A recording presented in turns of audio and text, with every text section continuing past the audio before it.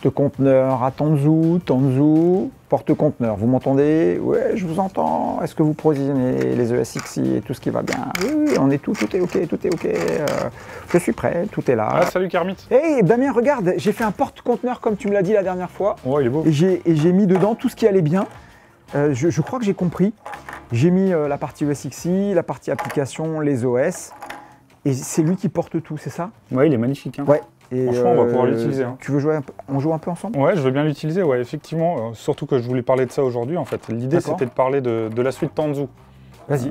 Alors, la suite Tanzhou, c'est quoi? C'est une suite que propose VMware et Dell EMC. D'accord. L'idée, c'est de mettre à disposition la partie Docker et Kubernetes de manière professionnelle via les applications VMware. D'accord.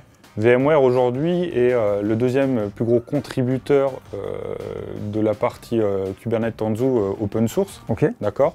Et donc du coup ils ont packagé ça avec les solutions qu'on connaît et qu'on vend aujourd'hui à nos clients. VMware. Voilà. Et on a vSphere. vSphere, c'est ça, avec les solutions vSphere et notamment le vCenter et les ESXi. D'accord. D'accord. Donc le code est déjà présent dans les dernières versions de ESXi. Ok. Et on va avoir une intégration à partir de VMware 7 directement dans notre vCenter. D'accord. Et du coup, l'idée, c'est que directement en activant une fonctionnalité sur notre cluster vCenter, je vais pouvoir déployer un système de porte-conteneurs directement sur mes ESXi. Ok.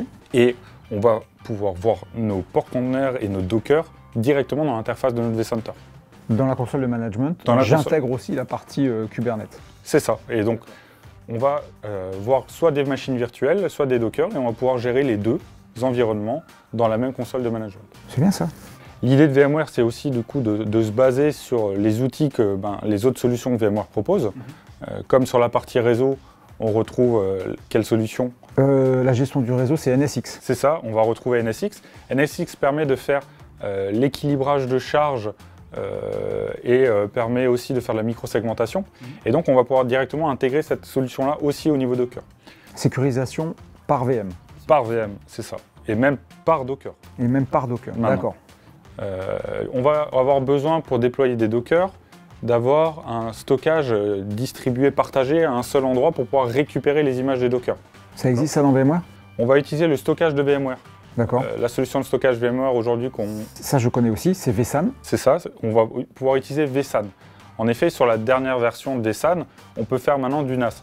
Ah oui, d'accord. Et on peut utiliser le NFS pour mettre nos Docker dessus et donc avoir du stockage distribué pour nos Docker, et la solution Tanzhou va déployer automatiquement nos Docker sur notre infrastructure. Donc on intègre un distributed file system dans vSAN. C'est ça, totalement, depuis la dernière version de vSAN. Génial. L'idée aussi maintenant, c'est de pouvoir aller sur de l'intégration continue et donc de gérer déjà la résilience de la plateforme. Donc si j'ai un ESX qui tombe en panne, et du coup automatiquement mes Docker vont redémarrer sur mon nouvel ESXi.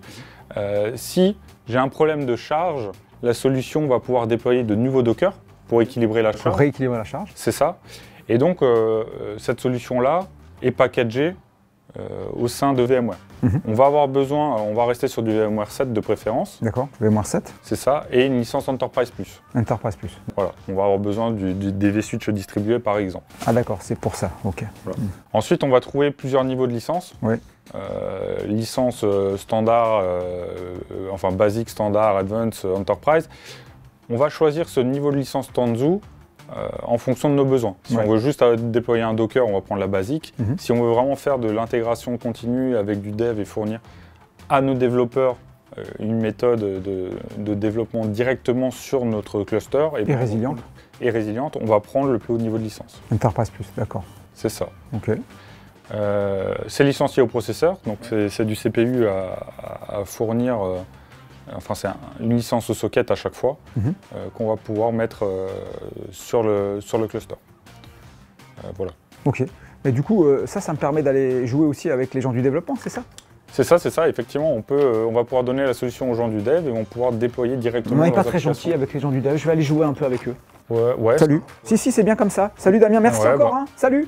Salut Kermit.